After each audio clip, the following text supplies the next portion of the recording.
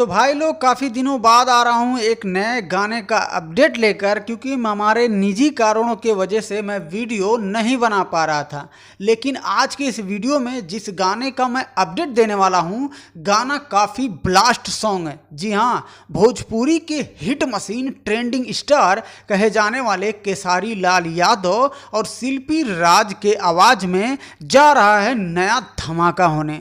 तो भाई लोग कुछ ही घंटे पहले सोशल मीडिया से उनके गाने का टीजर लॉन्च किया गया है। जी हाँ, तो हमारे स्क्रीन पे आप उस गाने का पोस्टर देख रहे होंगे, हिलौले बाड़ू। जी हाँ, हिलौले बाड़ू का हिलौले बाड़ू गाना देखने के बाद आपको पता चल ही जाएगा। और इस वीडियो सॉन्ग में केसारी लाल यादव जी के साथ में फैड करते नजर आने वाली हैं नीलम गिरी। और जिस गाने में नीलम गिरी फैड कर दें, वो गाना हिट होने से कोई नहीं रोक सकता है। और इस वीडियो के डायरेक्टर होंगे पवन पाल जी, गाने के राइटर होंगे प्रभु विष्णुपुरी जी, और म्यूजिक दिए हैं बड़े भाई आर्या शर्मा जी।